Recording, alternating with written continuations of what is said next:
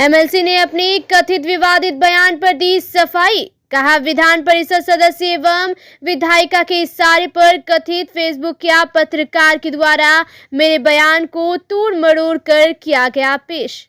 Social media पर viral हो रहे बयान पर विधान पार्षद महेश्वर सिंह ने आज अपनी सफाई दी। उन्होंने कहा कि एक विधायक और एक विधान पार्षद के इशारे पर हमारे बयान को कुछ सोशल मीडिया वालों के द्वारा तोड़ मरोड़ कर पेश किया गया। यह क्षेत्र के लोगों के बीच हमारी बढ़ती लोकप्रियता पर प्रहार करने की साजिश है। ऐसा करने से मुझ पर कोई फर्क नहीं पड़ता है। बिहार की मुखिया जनता दुख दर्द सुनने को प्रदेश के हर इलाके में जा रही है। इससे अच्छा और क्या होगा।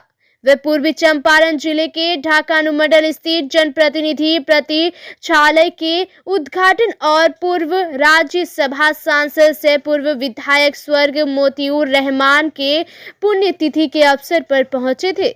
इस मौके पर उन्होंने राज्य सरकार भूमि सर्वे की नियमावली में बदलाव करने की मांग की है। ऐसा नहीं करने पर गृह युद्ध की स्थिति आ जाएगी।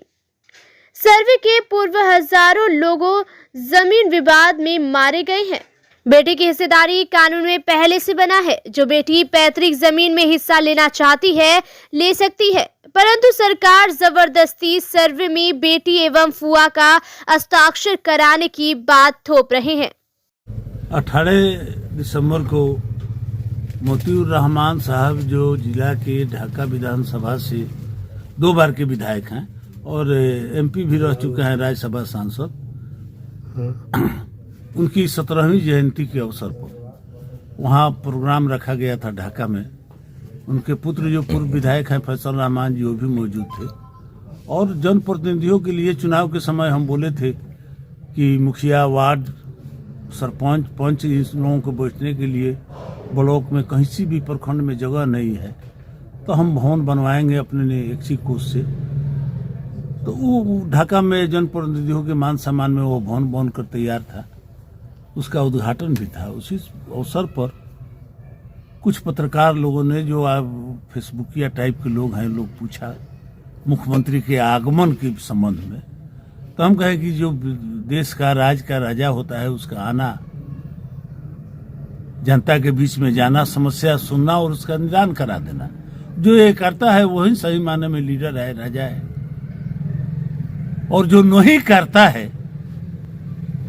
वो मौज मस्ती करता है, वो ज्यादा दिन तक चलता नहीं। तो मौज मस्ती वाला शब्द निकालकर एक माननीय विधान परिषद सदस्य जी हैं और एक विधायिका जी हैं, इन लोगों को हमारे बढ़ती लोकप्रियता से बहुत बेचैनी है। और ढाका के कार्यक्रम में जो पूछ नहीं हुई, ये लोग अपना सेटिंग कराकर अपने चहेते जो फेसबुकिया चैनल वाले लोग हैं उन लोगों से, आप भी उस वक्तव्य को सुनिएगा तो काट काट कर उसको जोड़ा गया है।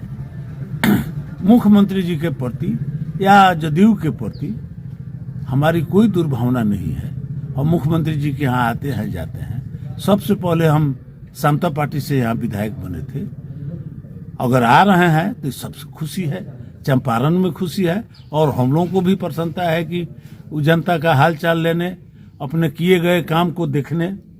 मान लीजिए अरबों में करोड़ों में फंड आ रहा है, विकास हो रहा है कि नहीं, जनता सुखमय जीवन जी रहा है कि नहीं, ये देखना राजा का धर्म होता है। और इसी बात को तोड़ मरोड़ कर अपने क्रोध को, जो हम लोगों के प्रति नफरत है उन लोगों के दिल में, इसको अपने से पार नहीं पा रहा है आर पार करना, तो इसको ले आके घुमा के मुख्यमंत्री जी से जोड़ दिया जा रहा है। दूसरा कोई बात नहीं था। सर्वे जो जिस रूप में है, ये सर्वे जनता के हित में नहीं है। और मान लीजिए कि हमारे बाप दादा के नाम पर जमीन है, तो हमारे बाप दादा के नाम पर जमीन है तो हमारे पास आना चाहिए। जो हमारा भाई है उसके नाम पर आना चाहिए। जिस रूप में सर्वे चला था, आखिर सरकार रोका क्यों? हम लोगों ने आवाज उठाया, सरकार उसको रोक दिया। और इसमें बहुत जगह सर्वे होने के पहले ही हत्या हो गई और कई जगह पर गरीबों का घर जला दिया गया। बड़े बड़े जमींदार हैं, उनके जमीन में गरीब बसे हुए हैं वर्षों से, सदियों से, तो वो लोग घर जलवा दिया कि यहाँ पर आके बस जाए। तो हम ये बात को कहे कि जो जहां बसा हुआ है वो उसका हो, या परिवार के नाम पर है तो आप बेटा बेटी में फैसला करने वाले कौन है? पहले से कानून बना हुआ है कि अगर सरकार चाहे, बहन चाहे और बेटी चाहे तो लड़के हमसे अपना हिस्सा ले सकती है।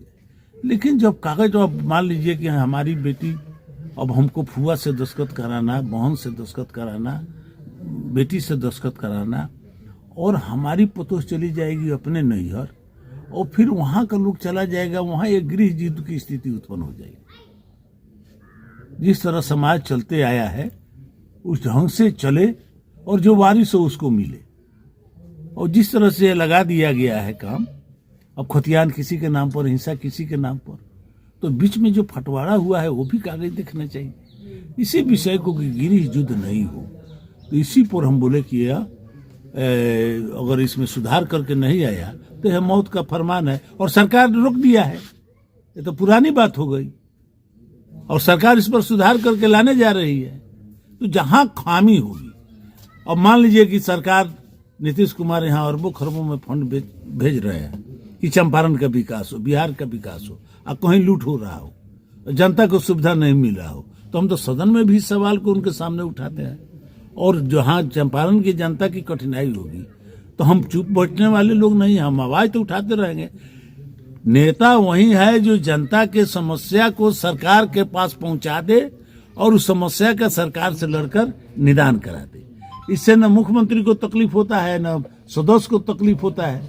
अब चुप बैठ जाए किसी पद के लालच में, ये बात भी ठीक नहीं।